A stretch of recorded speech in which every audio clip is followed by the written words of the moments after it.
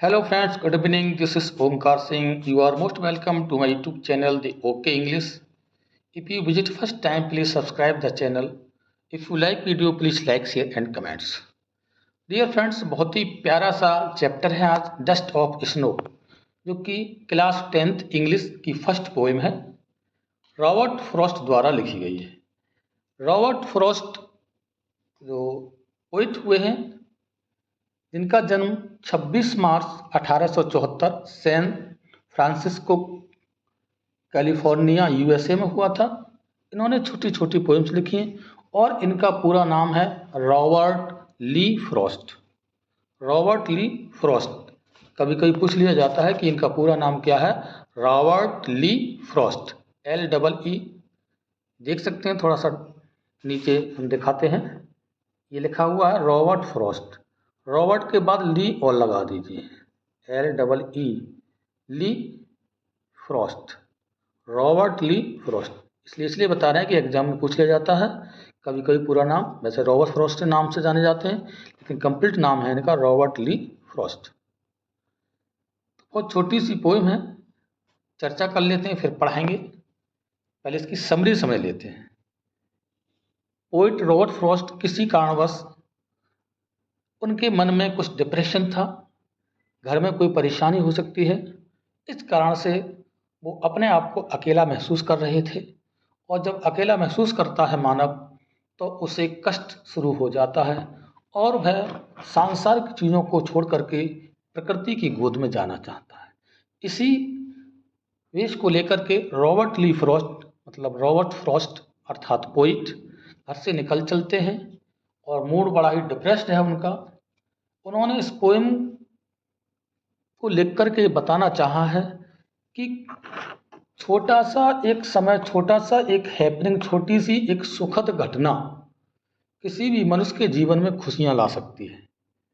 न जाने किस जगह कहाँ वह अच्छी शुभ हैपनिंग हो जाए, शुभ घटना घटित हो जाए, जिससे मानव का पूरा बचा हुआ समय वास्तव में यूटिलाइज हो जाता है, उपयोगी हो जाता है और उसका डिप्रेशन समाप्त हो जाता है।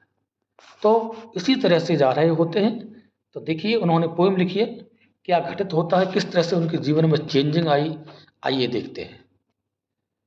सबसे पहले हम पोएम की फर्स्ट स्टैंजा को डिस्कस करेंगे। डस्ट ऑफ स्नो, ये पोएम का नाम है। The way a crow shook down on me, the dust of snow from a hemlock tree.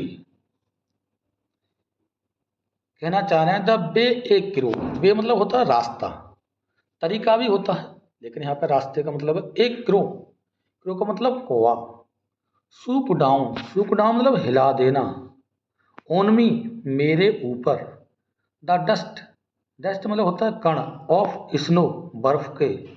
From से, ए हेमलॉक ट्री, एक हेमलॉक मतलब होता है पॉइजनस या जहर कह सकते हैं, जहरीला वृक्ष, या अगर अपनी भाषा में इंडिया की बात करें तो धतूरे का फल या पेड़ के बारे में बात कर सकते हैं।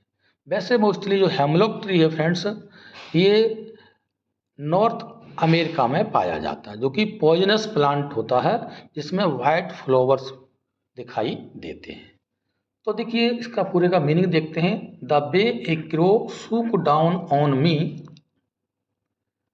The dust of snow from a hemlock tree. कवि कहना चाह रहा है कि जब मेरी मनोदशा खराब थी और मैं अपने घर से निकला था, तो रास्ते में डिप्रेस्ड मूड में मैं जा रहा था। उसी समय रास्ते में एक कौवा, जो कि हेमलॉक ट्री पर, देखिए ये सिंबॉलिक पोएम है फ्रेंड्स, बता दूं आपको, सिंबॉलिक पोएम है, सिंबॉलिक पोएम है। सिंबॉलिक समझते हैं, एक तरह की प्रतीकात्मक, अर्थात जो कौवा है और हेमलॉक ट्री है, ये हमारे डिप्रेशन या कहना चाहिए सौरो, दुख को प्रकट करते हैं। मतलब दुख के भाव को दिखाने के लिए क्रो और हेमलॉक का प्रयोग किया गया है। लेकिन इसी के बीच में एक वर्ड आया है स्नो। जो अच्छा लगता है, बर्फ देखने में सुंदर लगता है, तो उसको इससे रिलेट किया गया है।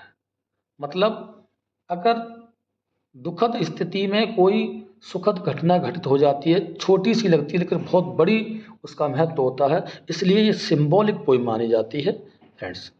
तो बताना चाह रहे थे कि कभी जब रास्ते में जा रहा होता है तो एक क्रो जो कि हेमलॉक ट्री पे बैठा हुआ था, थोड़ा उसकी ब्रांच को हिला देता है और डस्ट ऑफ स्नो, बर्फ का छोटा सा कण या टुकड़ा उसके ऊपर गिर जाता है। किसके ऊपर? पोट के ऊपर।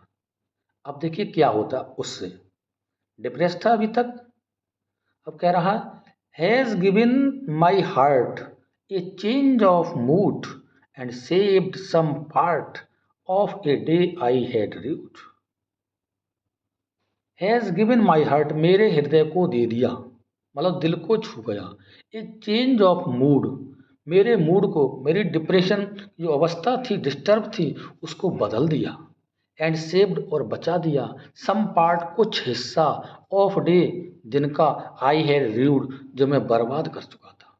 अर्थात जो अब से पहले दिन का जो पार्ट था जिसे डिप्रेशन में मैंने व्यतीत किया था, एकमात्र उस बर्फ के कण जो कि कोए के द्वारा गिराया गया था मेरे ऊपर, उससे तुरंत जैसे ही उसके लिए आभास हुआ, कुछ ठंडा ठंडा अच्छा लगा, तुरंत उसका मूड चेंज हो गया और बचा हुआ दिन उसका आनंद में व्यतीत हुआ, क्योंकि वो दुख में अपने आप को महसूस कर रहा था, कष्ट में महसूस कर रहा था, डिप्रेस था। इस तरह से उस छोटी सी घटना ने, केवल एक बर्फ मात्र के टुकड़ा गिरने पर या डस्ट गिरने पर, धूल गिरने पर, उसके कण गिरने पर कवि के मूड को चेंज कर दिया और उसका जो डिप्रेस्ड मूड था वो प्रसन्नता में बदल गया, खुशी में बदल गया और बचा हुआ समय उसका खुशी के साथ व्यतीत हुआ। तो फ्रेंड्स, ये थी पोएम। यदि कोई क्वेरी हो तो लिख सकते हैं।